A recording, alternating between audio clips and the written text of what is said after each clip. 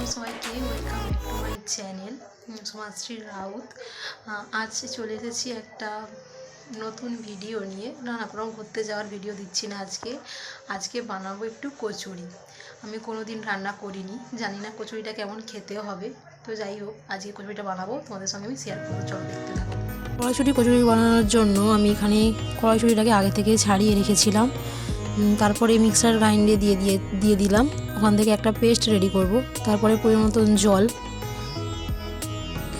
আমার এখানে পেস্টটা প্রায় রেডি হয়ে গেছে। আগে থেকেই আমি আদা আর কাঁচা লঙ্কাটাকে বেটে রেখেছিলাম। তারপরে কড়াইটাকে বসিয়ে দিয়েছিলাম গ্যাসে।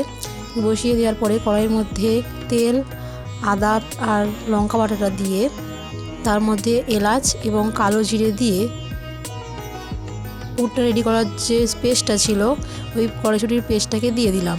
দেওয়ার পরে একটু নাড়াচাড়া করে নিয়ে তার মধ্যে পরিমাণ মতো নুন, পরিমাণ মতো চিনি দিয়ে ওটাকে ভালো করে নেড়ে নিলাম।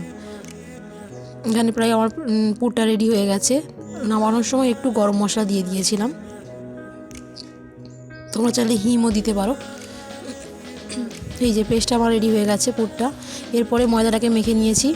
মেখে নেওয়ার পরে ময়দাটাকে একটু তেল দিয়ে কিছুক্ষণের জন্য ঢাকা রেখেছিলাম। এখানে আমি পুরটাকে ছোট ছোট করে গোল করে নিয়েছি, যাতে লেচি ডেয়াটার মধ্যে পুরটা ভরতে সুবিধে হয়।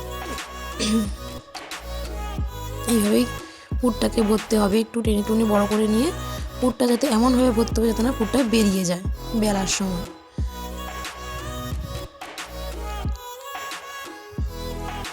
ভালো করে চেপে দিতে হবে যাতে বেলতে গেলে পুরটা যাতে বেরিয়ে না যায়। দেখো পুরটা আমার বেলা হয়ে গেছে প্রায়।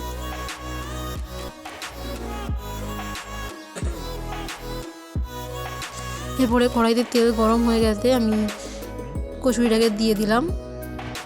ভালোই কিন্তু খেতে হয়েছিল, লাস্টে খেয়ে দেখলাম খুব সুন্দরই খেতে হয়েছে। তোমরা চাইলে এরকমভাবে বানাতেই পারো। আর ভালো লাগলে আমার চ্যানেলটাকে সাবস্ক্রাইব করে দিও এবং লাইক, কমেন্ট, শেয়ার করে দিও। টাটা সবাই।